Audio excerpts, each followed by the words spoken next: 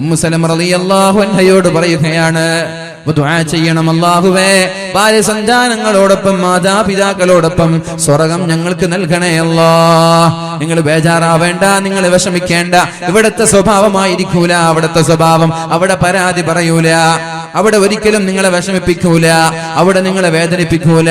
നിങ്ങൾക്ക് സുഖം മാത്രം നൽകുന്ന ഒരു ഭാര്യയാണ് അവൾ. എന്നും കന്യകയായ പെണ്ണായിരിക്കും. അവൾക്ക് വയസ്സാവൂല, അവൾ കിഴവിയാവൂല, അവളുടെ മുടി നരച്ചു പോവൂല, അവളുടെ മുഖം ചുക്കിച്ചുളിഞ്ഞു പോവൂല.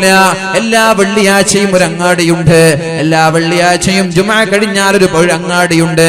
ആ അങ്ങാടിയിലേക്ക് പുതിയാപ്പിളമാർ ഭർത്താക്കന്മാർ കച്ചവടത്തിന് വേണ്ടി ഷോപ്പിങ്ങിന് പോകുമ്പോ ഭാര്യമാരെ കൂട്ടിയിട്ടല്ല പോകുന്നത്.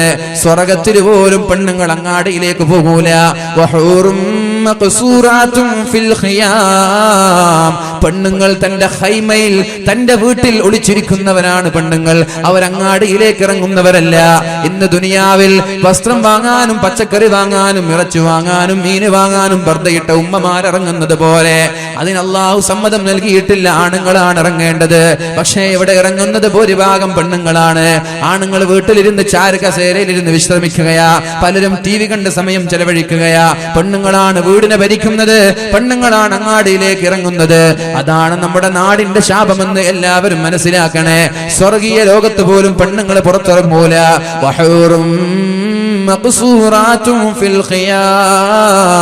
അള്ളാഹുവിന്റെ സ്വർഗീയ ലോകത്ത് മനോഹരമായ ഹൈമകളിൽ, മനോഹരമായ വീടുകളിൽ അവർ മറഞ്ഞു നിന്ന് ഒളിച്ചു നിന്ന് ഭർത്താവിനെ കാത്തിരിക്കുകയാണ്. ഭർത്താവ് അങ്ങാടിയിലേക്ക് പോകുമ്പോ ഒരു കാറ്റവിടേക്ക് അടിച്ചു വീശും, ഒരു കാറ്റവിടേക്ക് അടിച്ചു വീശും. ആ കാറ്റ് കൊള്ളുമ്പോഴേക്കും സ്പർശിക്കുമ്പോഴേക്കും ഭർത്താവിന്റെ സൗന്ദര്യം വർദ്ധിക്കുകയാണ്. ഭർത്താവ് വീട്ടിലേക്ക് വരുമ്പോ ഭാര്യ ഭർത്താവിനോട് പറയാണ്, സിത്ത ഹുസ്ന, നിങ്ങളുടെ സൗന്ദര്യം വർദ്ധിച്ചിട്ടുണ്ടല്ലോ, നിങ്ങൾ ആളാകെ മാറിയിട്ടുണ്ടല്ലോ, നിങ്ങൾ ആളാകെ മാറിയിട്ടുണ്ടല്ലോ. പോകുമ്പോഴുണ്ടാകുന്ന രൂപമല്ലല്ലോ, ആള് തന്നെ മാറിയിട്ടുണ്ടല്ലോ. തിരിച്ച് ഭർത്താവ് പറയാണ്, പെണ്ണേ നിന്റെ ചുറുക്കും കൂടിയിട്ടുണ്ടല്ലോ, നീയും ഇന്നലെ ഉണ്ടായതുപോലെയല്ലല്ലോ, ഞാൻ പോകുമ്പോൾ ഉണ്ടായതുപോലെയല്ലല്ലോ, നിന്റെ സൗന്ദര്യവും വർദ്ധിച്ചിട്ടുണ്ടല്ലോ എന്ന് ഭർത്താവ് പെണ്ണിനോടും പറയും. ചുരുക്കി പറഞ്ഞാൽ ആഴ്ച തോറും ഭാര്യയും ഭർത്താവും അപ്ഡേറ്റ് ആവുകയാണ്. മുഖത്തിന്റെ ഷേപ്പ് മാറുകയാണ്, മുഖത്തിന്റെ സൗന്ദര്യം മാറുകയാണ്. എന്തിനെ? കണ്ടുകണ്ട് മടുക്കാതിരിക്കാൻ ദിവസേന ഭർത്താവിന്റെ സൗന്ദര്യം, ഭാര്യയുടെ സൗന്ദര്യം മാറിക്കൊണ്ടിരിക്കുമെന്ന് മുഹമ്മദുർ റസൂലുള്ളാഹ്. അവിടെ മടുപ്പില്ല, അവിടെ വെറുപ്പില്ല, അവിടെ ചൊടിയില്ല, അവിടെ പിണക്കങ്ങളില്ല, അവിടെ യാതൊരു വിദ്വേഷമില്ല. നിങ്ങളുടെ മനസ്സുകൾക്ക് എന്താണോ ആഗ്രഹമുള്ളത്, എന്താണോ നിങ്ങൾ കൊതിക്കുന്നത്, എന്താണോ നിങ്ങൾ ആഗ്രഹിക്കുന്നത്, അതെല്ലാം നിങ്ങൾക്ക് അവിടെ തയ്യാറാണ് പെണ്ണുങ്ങളെ. എന്നിട്ട് നിങ്ങളാണ് കൂടുതൽ നരകത്തിൽ അല്ലാഹു പറഞ്ഞിട്ടുണ്ട്. പെണ്ണുങ്ങളാണ് കൂടുതൽ നരകത്തിലെന്ന് പറഞ്ഞിട്ടുണ്ട്. എന്തേ കാരണം? ഭർത്താവിനെ ചുടിപ്പിച്ചു എന്ന കാരണത്താൽ പെണ്ണുങ്ങളാണ് കൂടുതൽ നരകത്തിൽ. നിസ്കരിക്കാഞ്ഞിട്ടല്ല, നോമ്പെടുക്കാഞ്ഞിട്ടല്ല, സകാത്ത് കൊടുക്കാഞ്ഞിട്ടല്ല, സ്വതക്ക കൊടുക്കാഞ്ഞിട്ടല്ല. പെണ്ണുങ്ങളാണ് ആണുങ്ങളെക്കാളും സ്വതക്ക നൽകുന്നത്. ഒരു പള്ളി നിർമ്മിക്കണമെന്ന് പറയുമ്പോൾ 2ഉം 3ഉം തളിക നിറയെ സ്വർണങ്ങൾ നൽകുന്നത് നമ്മുടെ പെണ്ണുങ്ങൾ തന്നെയാണ്. നിസ്കാരത്തിൽ യാതൊരു കുറവില്ല, ഇബാദത്തിൽ കുറവില്ല. പിന്നെ എന്തേ പെണ്ണുങ്ങൾ നരകത്തിൽ കിടക്കാൻ കാരണം? നല്ല നിസ്കാരക്കാരാണെങ്കിലും സകാത്ത് കൊടുക്കുന്ന ആളാണെങ്കിലും ഭർത്താവിനോട് വെറുപ്പിക്കുന്ന രീതിയിൽ പെരുമാറുന്നത് കൊണ്ട് പല പെണ്ണുങ്ങളും നരകത്തിലേക്ക് പോകാൻ സാധ്യതയുണ്ട് എന്ന് മുഹമ്മദുർ റസൂലുള്ളാഹ്. ജീവിതത്തിൽ ക്ഷമിക്കാൻ പഠിക്കണേ സഹോദരിമാരെ, ക്ഷമിക്കാൻ സമയം കണ്ടെത്തണേ.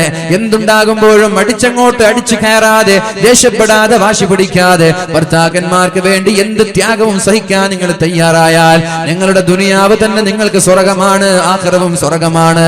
ഇദാ സല്ലത്തിൽ മർഅതു ഖംസഹാ, 5 വക്ത് നിസ്കരിച്ചാൽ, വസാമത്ത് ഷഹ്റഹാ, പരിശുദ്ധ റമളാനിലും മറ്റും നോമ്പെടുത്താൽ, ഖളാ വിട്ടാതെ നോമ്പെടുത്താൽ.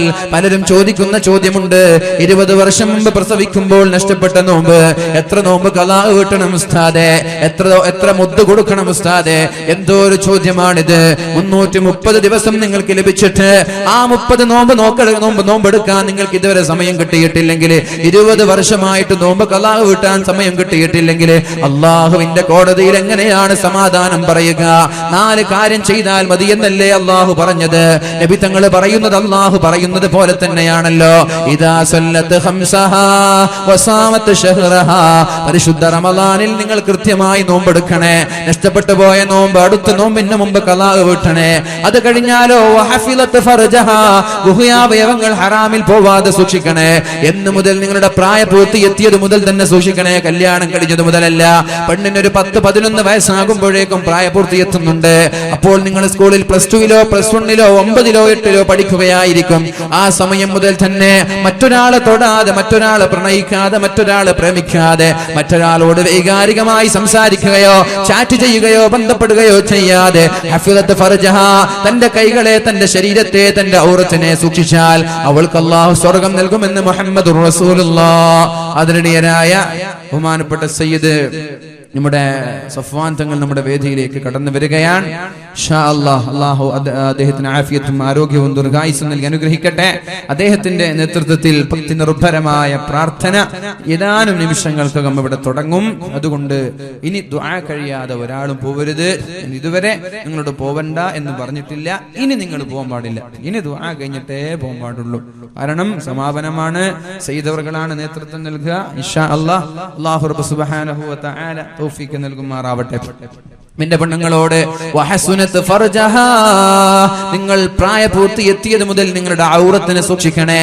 അന്യപുരുഷന്മാർക്ക് മുമ്പ് സൗന്ദര്യം പ്രദർശിപ്പിച്ച് നടക്കല്ലേ സഹോദരിമാരെ. വയസ്സായ ഉമ്മമാരോട് അല്ലാഹു പറഞ്ഞിട്ടുണ്ട്. യാസീൻ പൂർത്തിയാക്കാൻ കഴിയില്ല. ഞാൻ പൂർത്തിയാക്കാൻ എന്റെ ഉദ്ദേശമില്ല. ഞാൻ യാസീൻ നിങ്ങൾക്കൊന്ന് പരിചയപ്പെടുത്തി തരിക, പിന്നെ അതിലുള്ള പ്രധാനപ്പെട്ട വിഷയങ്ങൾ ചർച്ച ചെയ്യുക എന്നതായിരുന്നു എന്റെ ഉദ്ദേശം. യാസീനിന്റെ വിശാലമായ ക്ലാസ് ഒന്ന് 4 ദിവസം പോയിട്ട് 40 ദിവസം പറഞ്ഞാലും തീരൂല. നിങ്ങൾക്കും അറിയാം, എനിക്കും അറിയാം. അപ്പൊ അതുകൊണ്ട് പൂർത്തീകരിക്കുന്നില്ല. ബന്ധപ്പെട്ട വിഷയങ്ങൾ മാത്രം ചർച്ച ചെയ്യാൻ.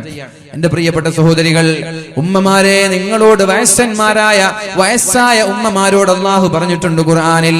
നിങ്ങൾക്ക് കണ്ടാൽ ആഗ്രഹം തോന്നാതെ, ആളുകൾക്ക് വികാരം തോന്നാത്ത ഉമ്മമാരാണെങ്കിൽ നിങ്ങൾക്ക് അത്യാവശ്യ ഘട്ടങ്ങളിൽ മുഖം വെളിവാക്കുന്നതിൽ കുഴപ്പമില്ല. നിങ്ങൾക്ക് അത്യാവശ്യ ഘട്ടങ്ങളിൽ മുഖം വെളിവാക്കുന്നതിൽ കുഴപ്പമില്ല. എന്നാൽ ഇന്നത്തെ അവസ്ഥ എന്താണെന്ന് ആലോചിക്കണേ.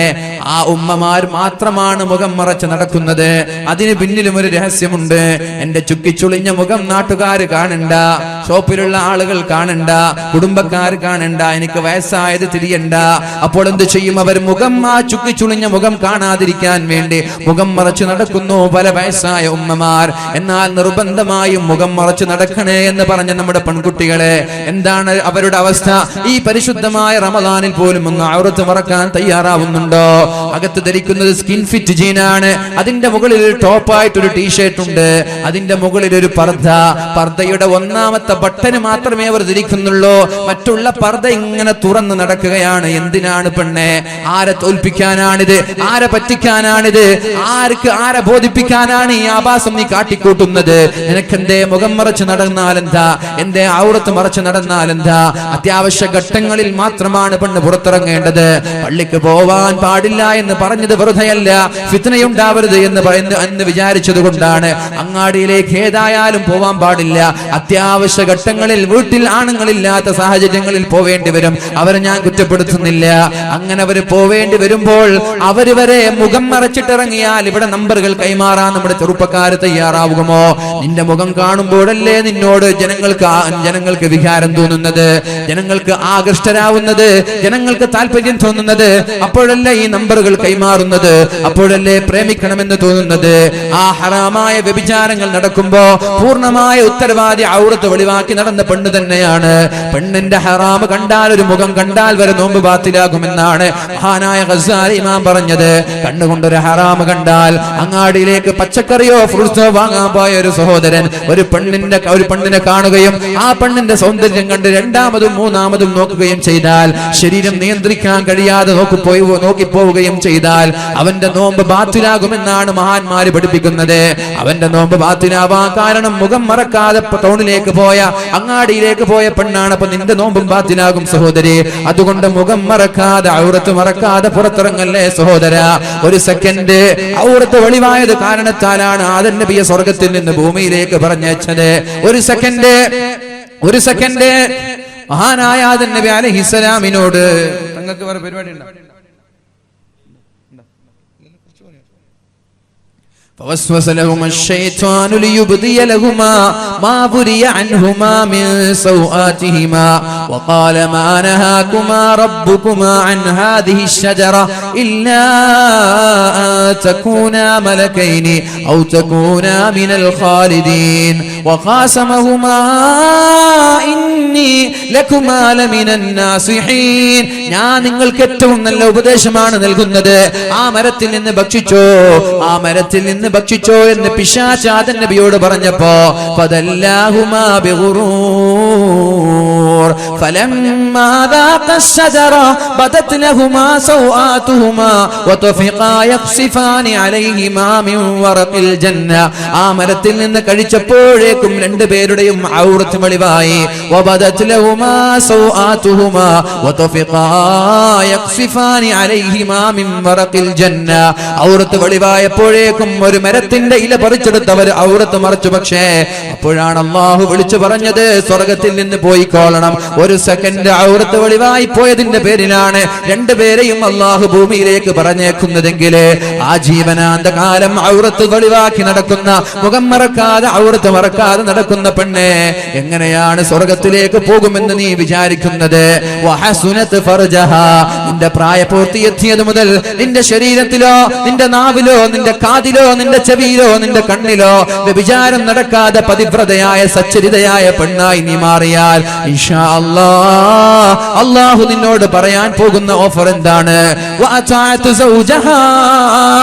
സ്വന്തം ഭർത്താവ് പറയുന്നത് പോലെ അനുസരിച്ചാൽ, ഭർത്താവിനെ വെറുപ്പിക്കാതെ, ഭർത്താവിനെ വിഷമിപ്പിക്കാതെ, ഭർത്താവിനെ പ്രയാസപ്പെടുത്താതെ ഈ 4 കാര്യം നീ ചെയ്താൽ നിനക്ക് സ്വർഗത്തിന് 8 കവാടമാണുള്ളത്, 8 വാതിലാണുള്ളത്. ആ 8 വാതിലിലൂടെയും കടന്നു പോകുന്ന ഒരേ ഒരാളത് മഹാനായ സിദ്ദീഖുൽ അക്ബർ റളിയല്ലാഹു അൻഹു ആണ്.